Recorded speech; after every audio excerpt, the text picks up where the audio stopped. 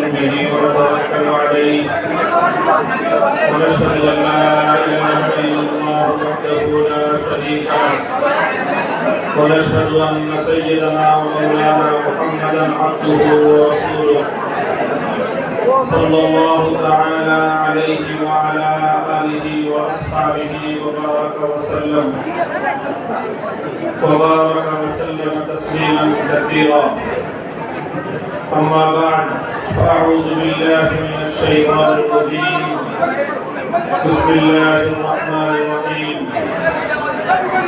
يا أيها الذين آمنوا استعينوا بالصبر والصلاة إن الله مع الصابرين. بارك الله لنا ولكم في القرآن العظيم ونفعنا وإياكم بالآيات والذكر الحكيم. اللهم صل على محمد وعلى آل محمد كما صليت على إبراهيم وعلى آل إبراهيم إنك حميد مجيد. اللهم بارك على محمد وعلى آل محمد كما باركت على إبراهيم وعلى آل إبراهيم إنك حميد مجيد.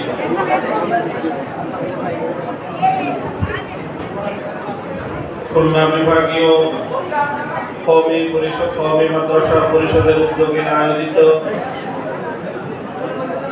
আজকের এই ঝিনাইদহ জেলা ছাত্র শিক্ষক এবং সর্বস্তরের তৌহিদি জনতার সম্মেলন সমাবেশে উপস্থিত সম্মানিত সভাপতি, উপস্থিত কওমি মাদ্রাসা পরিষদের সম্মানিত দায়িত্বশীল উলামায়ে কেরাম এবং অন্যান্য জেলা থেকে সমবেত সম্মানিত মুরব্বী উলামায়ে কেরাম,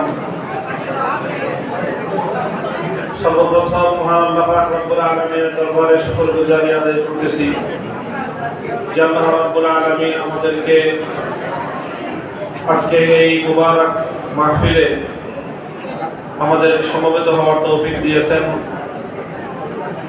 আবহাওয়া বৈরী থাকলেও আমরা আল্লাহর ঘর মসজিদের মধ্যে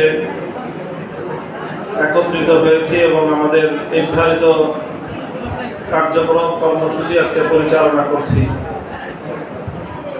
আজকে প্রধানত এই মাহফিলটা আমাদের প্রাণের প্রতিষ্ঠান মাদারিসে কওমিয়া কওমি মাদ্রাসা সমূহের ছাত্র শিক্ষকদের সম্মেলনী। এখানে যারা যে সকল শিক্ষার্থীরা কেন্দ্রীয় পরীক্ষায় সাফল্যের স্বাক্ষর রেখেছে, কৃতিত্বের সাথে যারা উত্তীর্ণ হয়েছে তাদেরকে উৎসাহিত করার জন্য পুরস্কার বিতরণ করা হয়েছে এবং সেই উপলক্ষে আজকে উলামায়ে কেরামের এই মজমা অনুষ্ঠিত হচ্ছে। আমি বাংলাদেশের কওমি মাদ্রাসার একজন গর্বিত সন্তান হিসেবে বিশ্বাস করি যে বাংলাদেশের